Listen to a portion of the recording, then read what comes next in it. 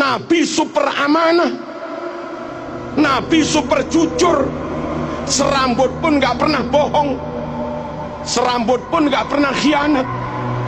Ini orang berkali-kali memalsumakan, sama sekali gak mewarisi sifat Rasul. Pantaskah kau yakini keturunan Rasul? Semua pengurus dari semua tingkatan yang berkenan untuk membangun, mengabdikan dirinya pada Jatman akan kita rangkul semuanya, termasuk pengurus dari Idarah Aliyah di bawah kepemimpinan Habib Lutfi bin Yahya, guru kita Maulana Habib Lutfi bin Ali bin Yahya ini telah mendirikan organisasi kemasyarakatan yang disebut sebagai Jam'iyah Ahli Thoriqah Al-Mu'tabarah Ahlus Sunnah wal Jamaah. Alhamdulillah. Beliau sebagai Rois Am sekaligus juga sebagai ketua umum dari Ormas yang sudah tercatat secara resmi di dokumen kenegaraan dan ditandatangani oleh Menteri Hukum dan HAM. Walaupun dibingkai dengan kearifan dan wajah penuh pesona, namanya keburukan tetap akan terlihat.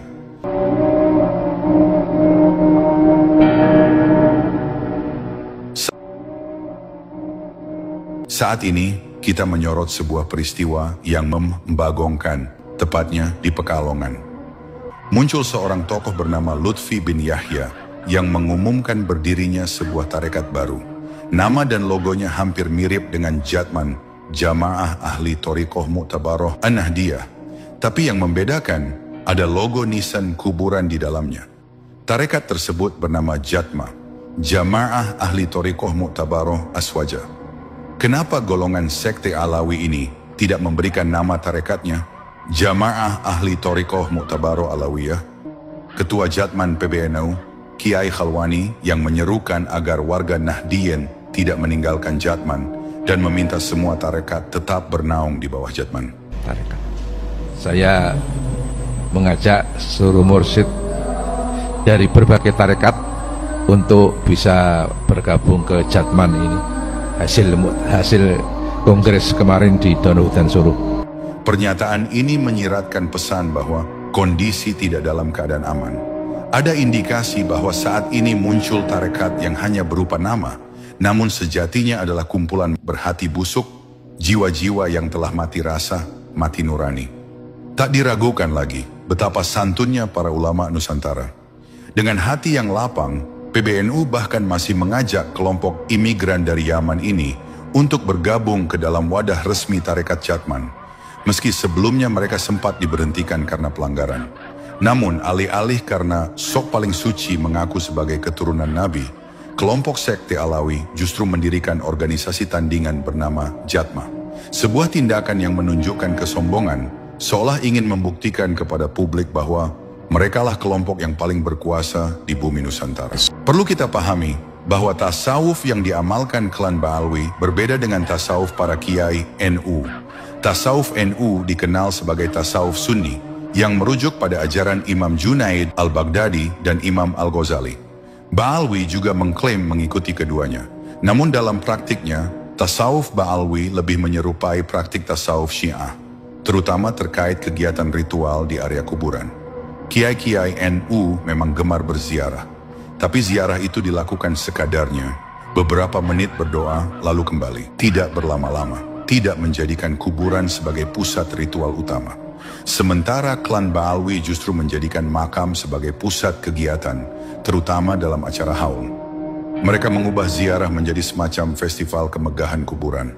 Kuburan tokoh Ba'alwi dihias mewah, bunga warna-warni menutupi sekujur makam, nisan dibungkus, payung-payung bunga disiapkan, mimbar dipasang di dekatnya, sambutan-sambutan disampaikan di hadapan nisan. Mereka datang berbondong-bondong, berjalan bergandengan tangan, bahkan terlihat sadar kamera dan penuh dramatisasi. Untuk membedakan diri, para tokoh mereka dipayungi, mengenakan kacamata hitam, berjalan seperti raja sehari, diiringi rakyat yang menyembah dalam diam. Semua itu, jika kita jujur, lebih mirip tradisi Syiah Karbala daripada tasawuf sunni ala Nahdlatul Ulama. Terkadang di sekitar kuburan itu mereka tak hanya berdoa, tapi juga menabuh alat musik, bernyanyi puji-pujian, berdiri, menari, mencium nisan, ritual yang tidak pernah dilakukan oleh kiai-kiai NU. Disinilah letak perbedaan prinsipil. Kiai NU tidak pernah menjadikan kuburan sebagai teater religius. Kalaupun ada haul, itu diadakan di rumah, di pesantren, bukan di atas pusara. Sayangnya, akhir-akhir ini, beberapa haul besar Wali Songo dilaksanakan di area makam. Tapi jika kita telusuri, ternyata yang memimpin bukan Kiai NU. Misalnya haul Sunan Ampel, yang belakangan digelar di makamnya, dipengaruhi dari klan Baalwi, yang menjadi penceramah tetap sepanjang masa. Kemana Kiai pribumi? Sedang ngipas-ngipasin majikan. Tradisi pawai ke kuburan, mengagungkan makam, menghias bunga, payung, mimbar, itu bukan tradisi Islam Nusantara, melainkan dibawa dari Hadramaut. Seperti tradisi ziarah akbar Nabi Hud di Hadramaut setiap 10 Sya'ban. Ritual itu penuh seremonial, mandi di sungai, baris menuju masjid, zikir berjamaah, berhenti di sumur untuk mengucap salam, lalu menuju kuburan Nabi Hud. Dipimpin oleh munsib kabilah, mereka menjadikan ziarah sebagai festival ziarah.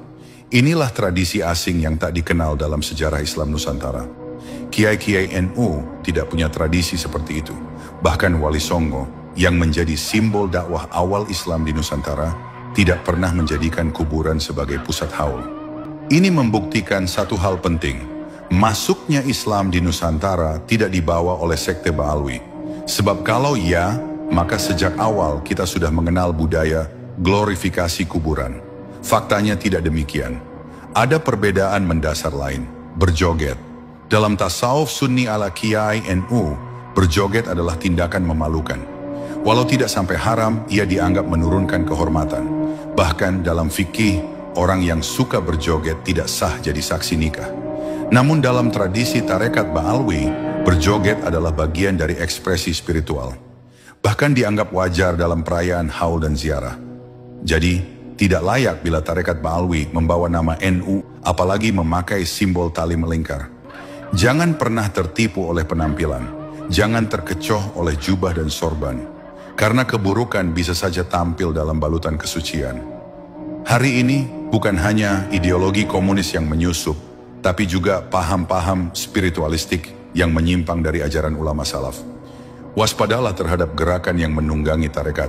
Jangan tinggalkan Jatman, benteng terakhir tasawuf sunni ahlus sunnah wal jamaah. Jawa Tengah tak boleh jatuh lagi ke tangan musuh dalam selimut. Demikian. Kana man yaqulu innama tariqatul arabiyyah ma indahu laysa indahu bi'ah wa huwa al-kadzdzab man yaqulu hadhihi al-kalimat. Fa inna tariqatul arabiyyah lahu silsilatu dhahab fi talqin bi-dhikr fi tariqil ismuha istariqatul alawiyah tariqatul khususiyah.